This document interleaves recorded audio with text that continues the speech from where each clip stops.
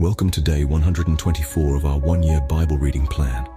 Today we'll read 1 Chronicles chapters 17 through 19. Before you begin, remember that it helps to establish a daily reading time. Begin with a short prayer, asking the Holy Spirit for wisdom and understanding. Always read for understanding and to hear from God, not just to finish today's reading. Please like, subscribe, and share this video to bless someone else. Now, let's begin. 1 Chronicles chapter 17.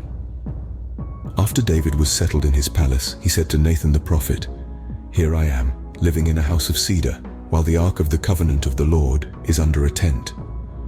Nathan replied to David, "Whatever you have in mind, do it, for God is with you." But that night the word of God came to Nathan saying, "Go and tell my servant David, this is what the Lord says. You are not the one to build me a house to dwell in. I have not dwelt in a house from the day I brought Israel up out of Egypt to this day. I have moved from one tent site to another, from one dwelling place to another. Wherever I have moved with all the Israelites, did I ever say to any of their leaders whom I commanded to shepherd my people, 'Why have you not built me a house of cedar?' Now then, tell my servant David, this is what the Lord Almighty says. I took you from the pasture, from tending the flock, and appointed you ruler over my people Israel. I have been with you wherever you have gone, and I have cut off all your enemies from before you. Now I will make your name like the names of the greatest men on earth, and I will provide a place for my people Israel, and will plant them so that they can have a home of their own and no longer be disturbed. Wicked people will not oppress them anymore, as they did at the beginning," verse 10. "And have done ever since the time I appointed leaders over my people Israel. I will also subdue all your enemies. I declare to you that the Lord will build a house for you. When your days are over and you go to be with your ancestors, I will raise up your offspring to succeed you, one of your own sons, and I will establish his kingdom.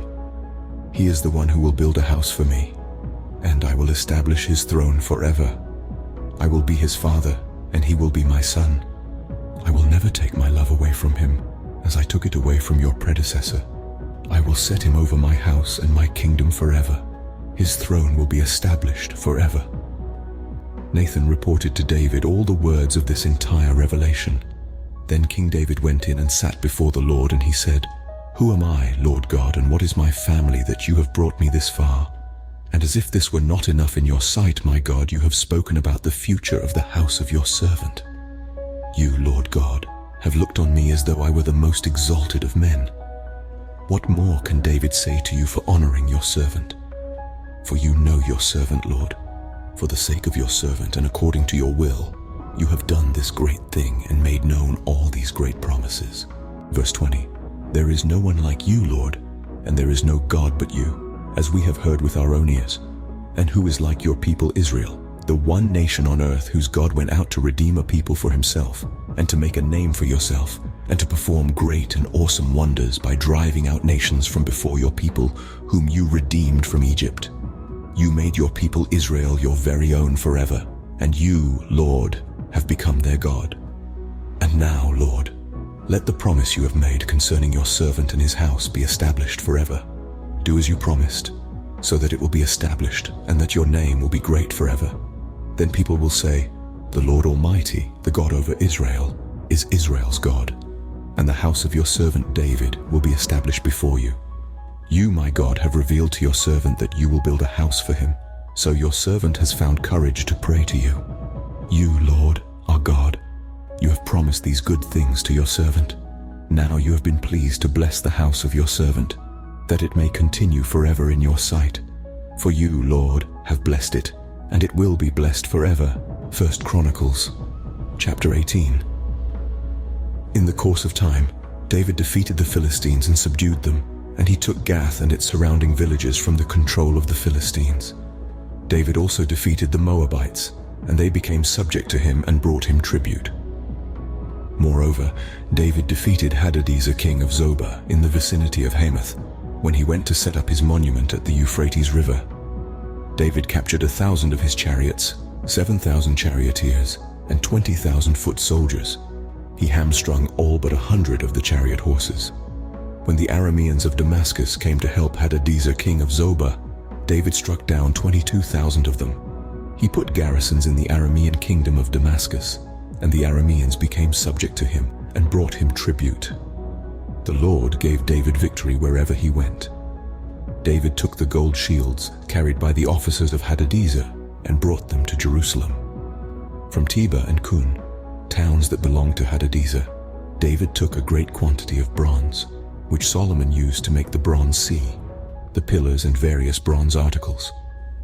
When Tiu, king of Hamath, heard that David had defeated the entire army of Hadadezer, king of Zobah, verse 10, he sent his son Hadoram to King David to greet him and congratulate him on his victory in battle over Hadadezer, who had been at war with Tiu.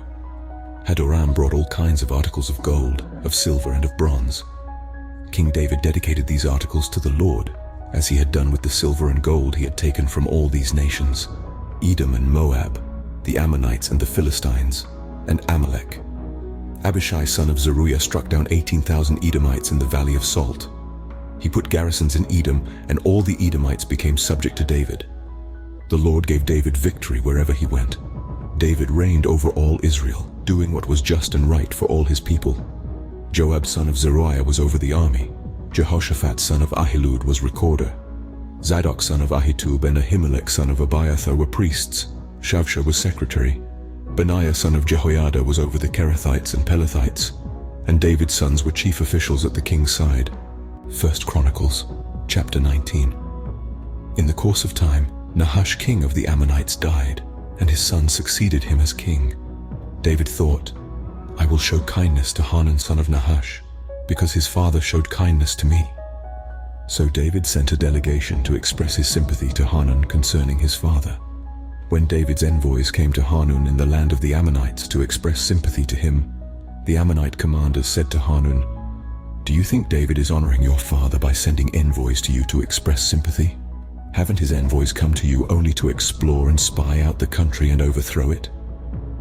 So Hanun seized David's envoys, shaved them, cut off their garments at the buttocks, and sent them away. When someone came and told David about the men, he sent messengers to meet them, for they were greatly humiliated.